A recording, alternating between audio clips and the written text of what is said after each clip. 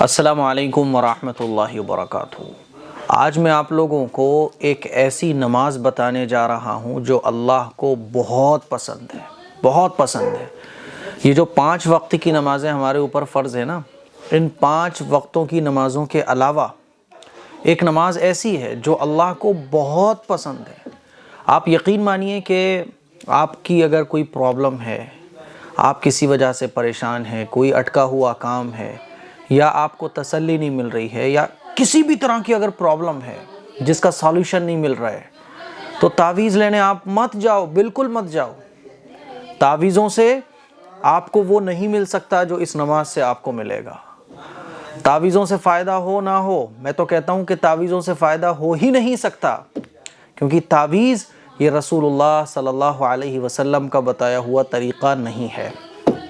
جو رسول اللہ صلی اللہ علیہ وسلم کا بتایا ہوا طریقہ ہے وہ ہم فالو نہیں کرتے ہیں۔ اسی لیے آج میں آپ لوگوں کو وہ نماز بتانے جا رہا ہوں جو اللہ کو بہت پسند ہے۔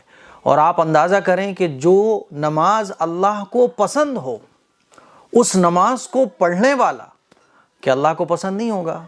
اس نماز کو پڑھ کر اللہ سے دعا مانگنے والا کہ اللہ کو پسند نہیں ہوگا؟ اس نماز کو پڑھ کر جو دعا اللہ سے مانگی جائے کہ اللہ وہ قبول نہیں کرے گا؟ مجھے آپ بتائیے، آپ سب لوگوں سے میں سوال کرنا چاہتا ہوں، کیا اللہ قبول کرے گا کہ نہیں کرے گا اس نماز کے بعد مانگی جانے والی دعاؤں کو، اس نماز پڑھنے والے کو اور اس نماز کو؟ آپ سب لوگ کیا جواب دو گے؟ یہی کہو گے نا، مفتی صاحب کیوں نہیں اللہ قبول کرے گا؟ جب اللہ کو وہ نماز اتنی پسند ہے تو پڑھنے والا، اس نماز کو پڑھ کر دعائیں مانگنے والا یقیناً اللہ کو قبول ہوگا۔ پھر مجھے آپ بتاؤ کہ تعویذوں کی کوئی ضرورت، مزاروں پر جانے کی کوئی ضرورت؟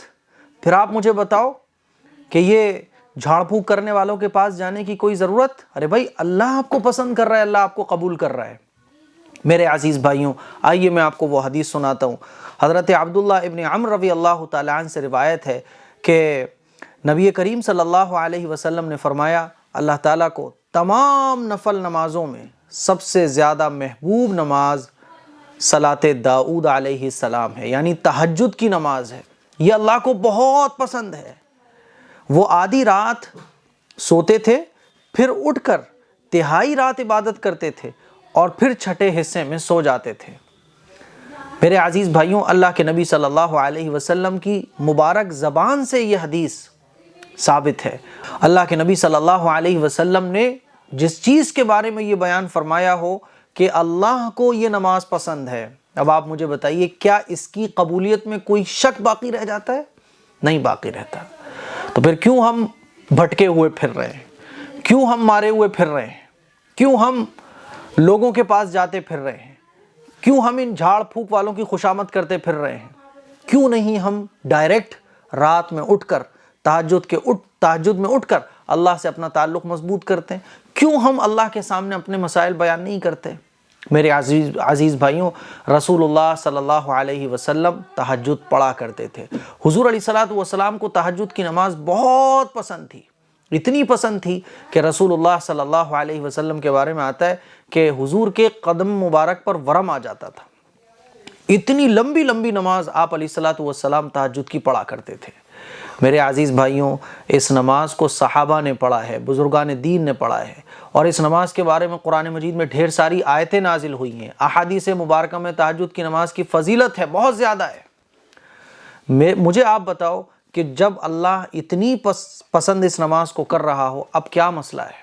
اپنے مسئلوں کو ان نماز میں اللہ سے حل کراؤ، اس نماز کو پڑھو، سالوشن ملے گا، پرابلمز دور ہوں گی، دل کو سکون ملے گا، راحت ملے گا، آرام ملے گا، اور اللہ سے تعلق مضبوط ہوگا۔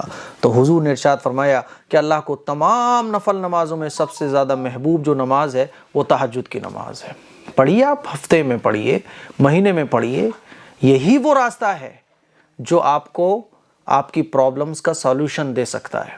اس کے علاوہ جتنے بھی راستے ہیں وہ شیطانوں کے راستے ہیں، وہ دھندے چلانے والوں کے راستے ہیں، اس سے آپ کو سالوشن نہیں ملے گا، اس سے آپ کو رسول اللہ صلی اللہ علیہ وسلم کی سنت پر عمل کرنا نہیں ملے گا، اس سے آپ کو اللہ کی رضا نہیں حاصل ہو سکتی۔ اسی لیے میں آپ سے گزارش کرنا چاہتا ہوں کہ اس نماز کو پڑھنے کا اہتمام بناؤ، ٹائم سیٹ کرو، اس کا شیڈیول بناؤ، ہفتے میں، مہینے میں، 2 مہینے میں، 3 مہینے میں عادت بناؤ۔ اس کلپ کو شیئر کرو، دوسروں تک پہنچاؤ۔ السلام علیکم ورحمۃ اللہ وبرکاتہ۔